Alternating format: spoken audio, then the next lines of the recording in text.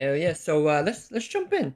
Let's watch this ISC Inside Star Citizen Mission Statement 324. Should be all about the missions and everything hitherto undreamt of. The upcoming Alpha 324 has a variety of life in the verse changing aspects, including the personal persistent hangars, freight elevators, and the next step forward in physicalized inventory. But with these changes come a new era in cargo specific mission content. Different than the commodity runs you might be used to, we spoke in depth about this in our recent Making Missions 2 episode of Star Citizen Live. Another super huge thing that I'm excited for is just the commodity price changes. Because for the longest time, commodities have been a very static thing that don't move, and it's just like, well, this is the meta thing to move and ignore everything else. You know, it was a lot like how mining used to be, where it was you mine Quantanium in this spot, and if you do anything else, you're doing it wrong. And it's very much how cargo is and has always been, and I'm very excited for that to change as well. Which you should check out if you haven't already. Your Nick did great. And on this week's ISC, they're joined by Elliot and yet another Nick to show you these new cargo missions and reintroduce us to the long-mentioned Blockade Runner global event. Ooh, the evolution of Nine Tails Lockdown. So how many of these do you think you've done at this point? Videos for you, I don't know, over 20. Elliot, you still like doing them? Yeah. I mean, this is the I think Elliot's getting tired of being called babyface. He got the beard now. third one, so I guess I've done 2 before this. This will be my second. What was your first one? Also Blockade Runner. This your first one? You nervous? I think I've seen him before. Tiny bit. They gotten easier or harder? Easier. When I first started, I was focused too much on the camera, and that was making me think too much. When there's a camera pointed at you, it's still a little bit different than just speaking to people, but... I've tried to look at you or thought that the camera was someone. It made it easier because it felt like I was just talking to someone instead of looking at a machine trying to be perfect. So you stopped trying to be perfect. Yeah, pretty much. I'm just like, yeah, f it. That should have been easy for you.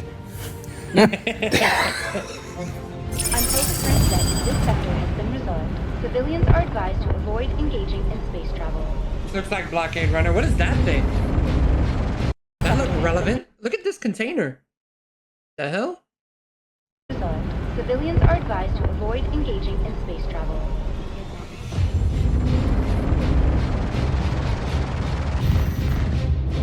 Blockade Runner is an event that focuses on cargo hauling and space combat. The inhabitants of a station ask for aid. The bad guys have blockaded one of these stations, and the citizens there need help to get certain supplies from outside to go back in. The idea with it is that you would have someone who flies a cargo ship and loads up full of cargo, and then have a bunch of escort ships that help fight them. Yeah, one cool thing about the space stations I noticed in 323 when it dropped was they added a bunch of admin terminals outside of the admin office. Because in the old Nine Tails Lockdown, it would be like a long-ass conga line of people trying to use the only 2 terminals in the admin office. So they added a bunch outside, so I think there's a total of 5 or 6 now. However, the way they now have to get the cargo means they have to actually go and extract it. Look at that cargo, bro. That looks like a liquid container. Right? This is the little top where you fill it. Pretty sick. I believe the contents are supposed to be Quantanium. Yeah, they look like liquid. So I wonder if this is a Quantanium container. It looks pretty cool. Is the SRV about to pull it? Extract it from pirates who have taken it from the station. We wanted to make a cargo-based event because a lot of our current events are really heavy on combat.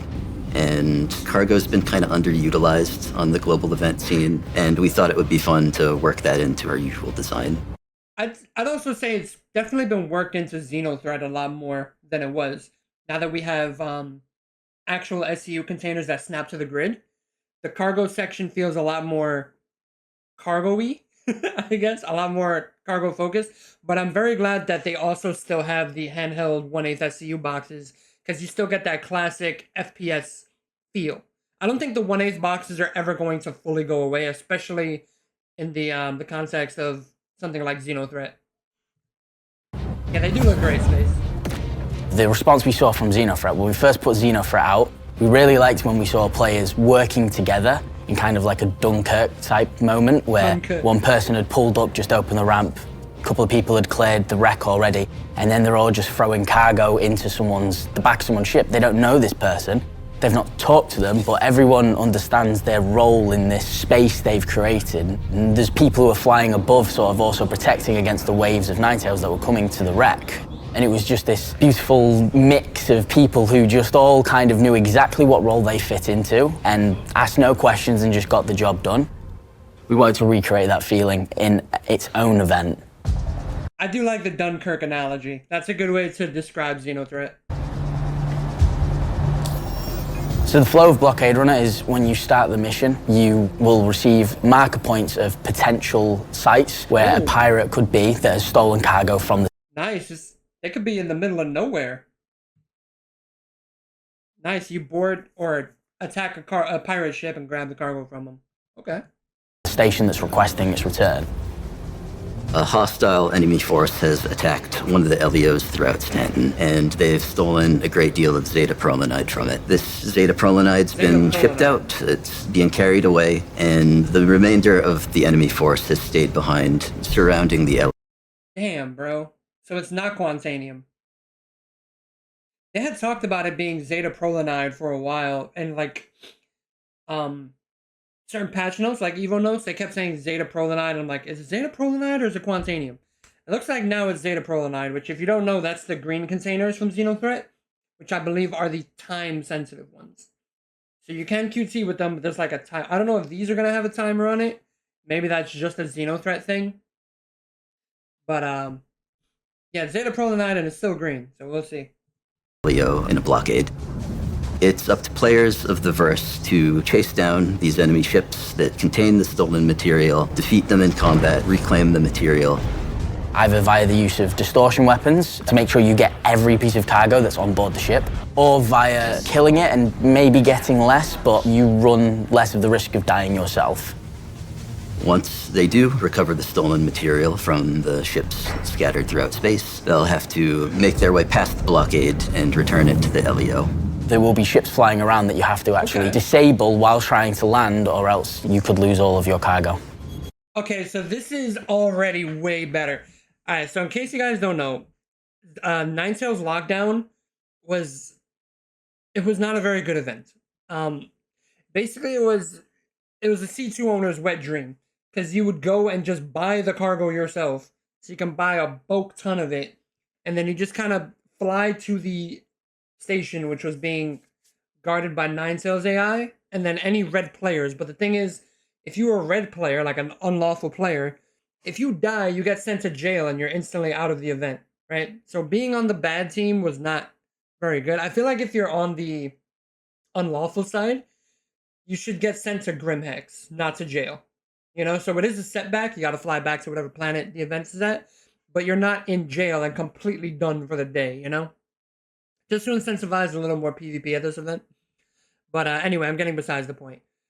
The reason this is cool is because now people can't just... Another thing people were doing was going and filling their C2 the day before with Quantanium.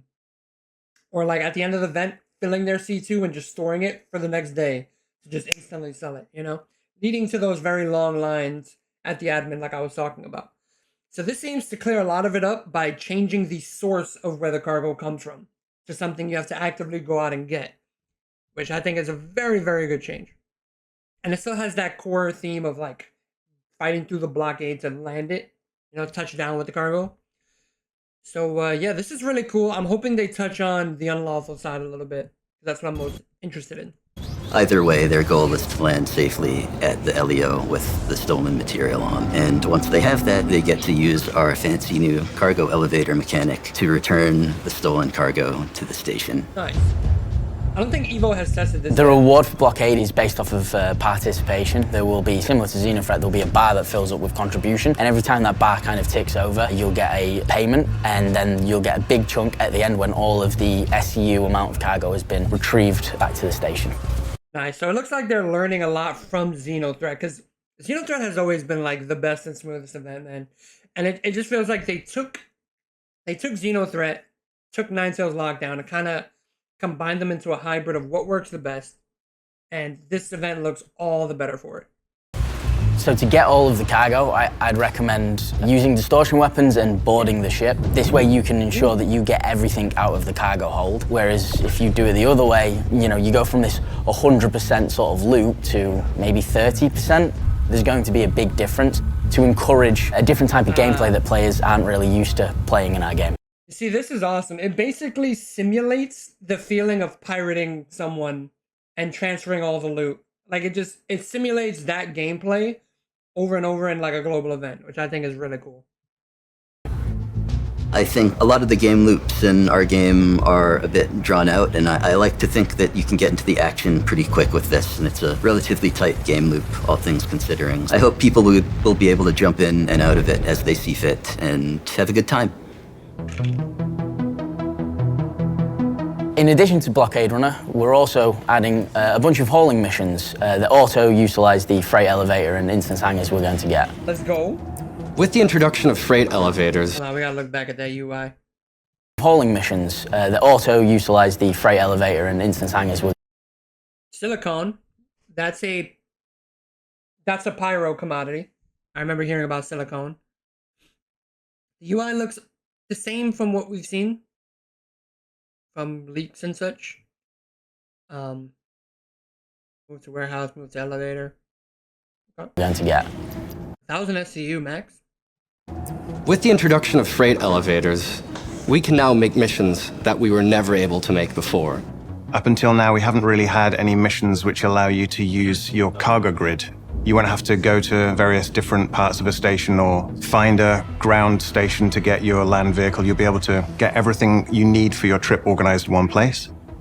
Now, I can just go to my hangar and there's an ASOP terminal in there and I can watch my ship go down and come up and I can have all my boxes out.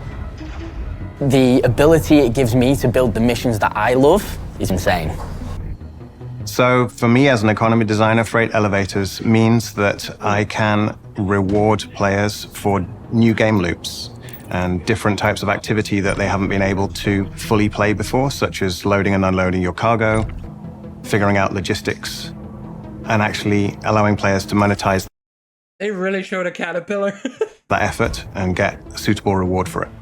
The So the more time and effort that it takes to use the freight elevators and do the hauling missions effectively, the more opportunities I have as an economy designer to find the appropriate rewards for players for that game loop. And I don't want to see any Reddit threads on the rewards for these missions, because at the time of filming, we're still weeks away. That means the numbers you see in this episode aren't the real numbers. Don't go to Reddit. Give this guy a break. They'll be real by the time the thing comes out. You might be thinking, well, we've been moving boxes for a few years now. Those delivery missions already exist. What makes cargo hauling missions so special? Well, in cargo hauling missions, we're actually allowing you to move real commodity containers. I don't think anyone's asking that question, but okay. What up, Town Scott? When in PCU, we don't know. It's in Evocati still. It's definitely been in and going to continue to be in Evocati a little longer than they anticipated, because they're having a lot of issues with the elevators. With real value through the verse. You're not stuck with 1 SCU boxes. If you're asked to move 400 SCU, those will actually be intelligently packed by the system into different container sizes, which means you'll be able to load them up on your cargo grids for your cargo ships the way you've always wanted to organize them. Man, I hope this ship gets a rework. These missions will handle high volume of cargo. These missions are built for people who are going to own a caterpillar, people who are going to own a Hull C. These are mimicking a logistical framework that's going to be needed in, a system, a universe this big to transport the goods to and from different locations. So it looks like the missions are structured very well. Basically, let's say all you have is an Aurora and you have to move 8 SCU. You can do it in multiple trips. 3 boxes at a time. Go there, drop it off, come back. So, scale that up. If you start to do bigger hauling missions and all you have is a Cutlass or even a Constellation, and you have to move 300 boxes, you can just do 3 or 4 trips. So it's really, really cool, really detailed how it all works. You drop it down, And it seems to be very smooth from what I've heard. So I'm looking forward to them. Let me give you some examples. Sure. You find a mission where a few different outposts on the surface of Hurston have mined some iron.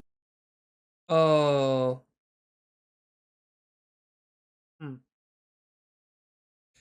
He just said mine some iron, so I'm starting to think about... They were talking about mining missions, how they might change them a little bit to be basically like an outpost wants iron, and they don't care where you get it from, so you could buy it and just haul it to them. But that sounds more like focused on hauling than actually mining. I know that's not what he's talking about here, but it just made me think of that for a second. But yeah, this is basically the layout of a hauling mission. Collect iron ore from Opiri, which is in the Savannah biome, love that spot, and deliver 14 SCU to Casillo. Pretty cool. They moved that 32 SCU container onto that carrier. Yeah, that was a little strange. A little strange. Taurus is way better. Taurus got the sickest tractor beam in the game, dude. And you've got to bring it up to Lorville, where then it can be transported further from there. So you go to each of these outposts, you land at that location, and there, in the warehouse... Look at this thing, bro. I get a kick out of this every time I see it. 120 SCU elevator. So this is what's going to be at outposts. And now from what I hear, again, I'm not Evo, so I don't know. But from what I hear, the biggest container size you can get here is 16 SCU.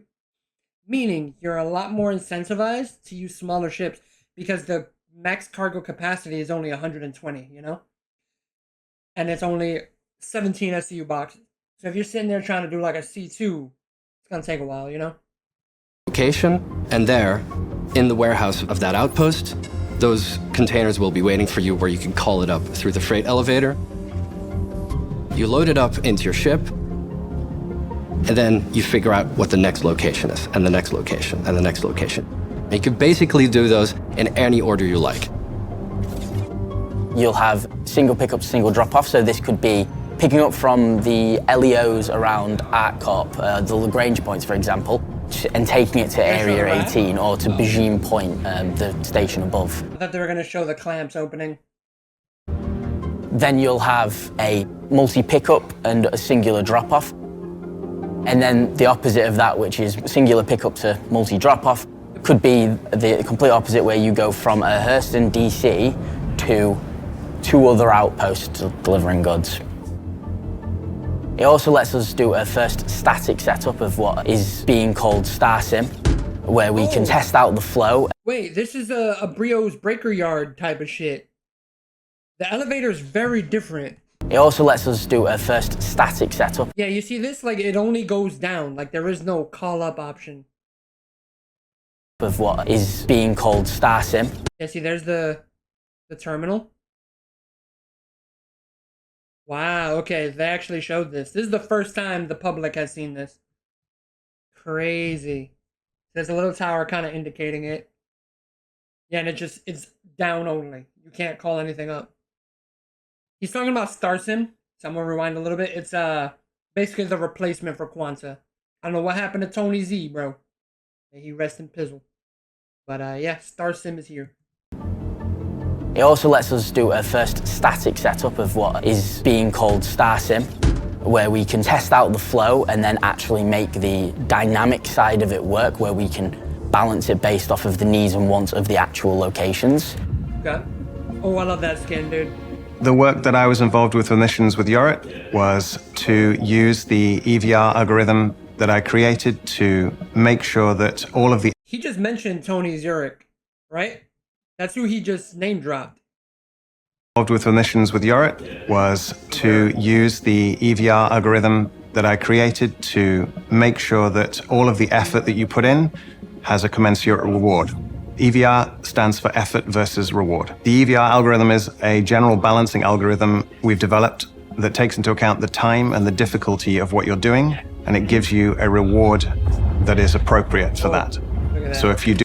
There's a whole ISC, or sorry, a whole Star Citizen Live on this exact topic, which I highly recommend you check out. It's one of the better Star Citizen lives we've had in a while, and he really shows like the whole calculation of like time, distance, fuel used, level of threat.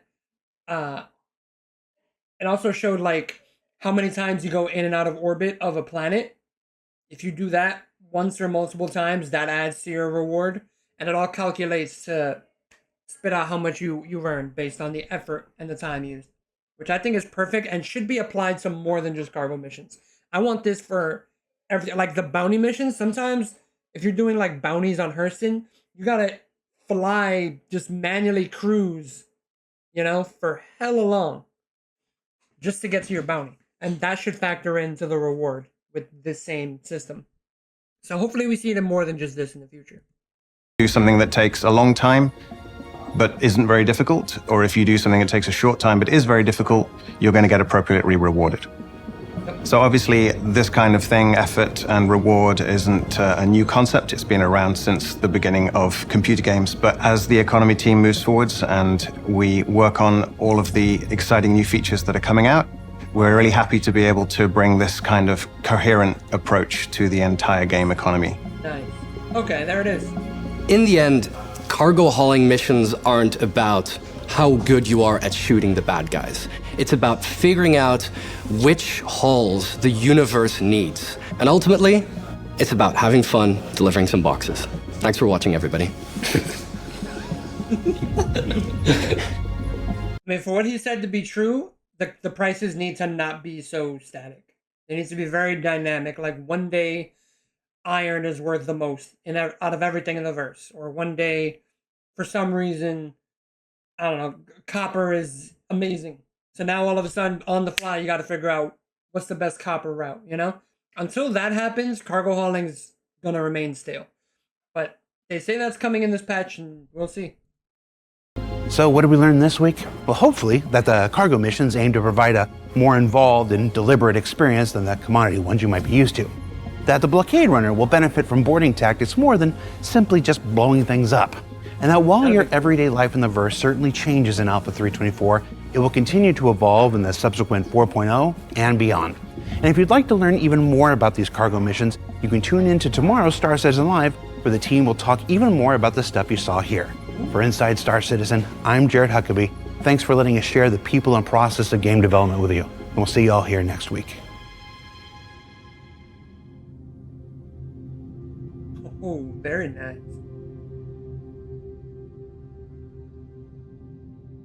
Pretty good, pretty good. Yeah, I really like that episode.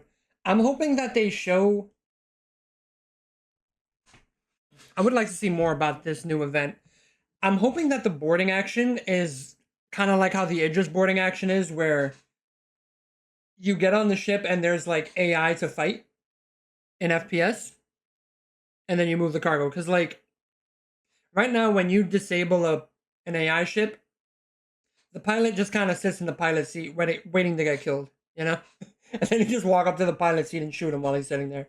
So it'd be cool if he like gets out to sea, comes and attacks you, or the turret gunners get out. Because these are going to be bigger ships, right? Probably with AI turret gunners and things like that. So it'd be cool to spice up the boarding a little bit, because boarding in Star Citizen is one of the coolest experiences. Yeah, pretty dope episode.